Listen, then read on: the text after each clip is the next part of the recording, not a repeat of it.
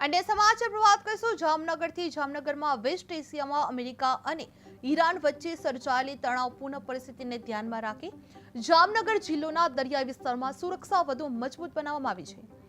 જોડિયા બંદર, Balachadi, સચાણા ship breaking yard અને સચાણા jetty સહિતના કોસ્ટલ વિસ્તારોમાં સઘન પેટ્રોલિંગ હાથ ધરવામાં આવ્યું છે।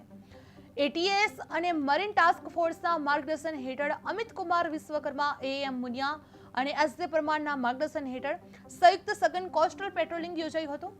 આ દરમિયાન મરીન કમાન્ડોની ટીમોએ શંકાસ્પદ ઇસમો, boat landing point, fishing centre તથા અવાવરૂ જગ્યાઓની ચકાસણી હાથ ધરવામાં આવી હતી।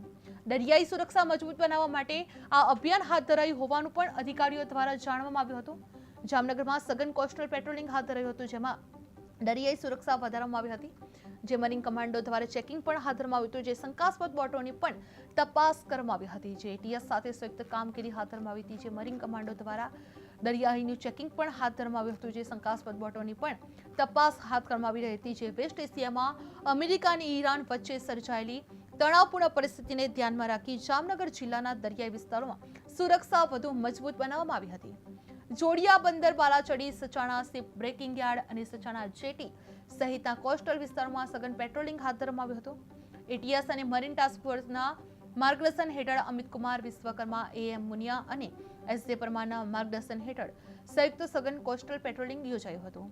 આ દરમિયાન મરીન કમાન્ડોની ટીમોએ શંકાસ્પદ ઇસમો, boat landing point, fishing centre તથા અવાવરૂ જગ્યાઓની ચકાસણી પણ હાથ ધરાઈ હતી। દરિયાઈ સુરક્ષા મજબૂત બનાવવા માટે આ અભિયાન પણ હાથ ધર્યું હોવાનું અધિકારીઓ દ્વારા જાણવા મળી રહ્યું હતું। જે જામનગરમાં સઘન કોસ્ટલ પેટ્રોલિંગ હાથ ધરાયું હતું, જે દરિયાઈ સુરક્ષા વધારવા માટે એલર્ટ કરવામાં આવ્યું હતું।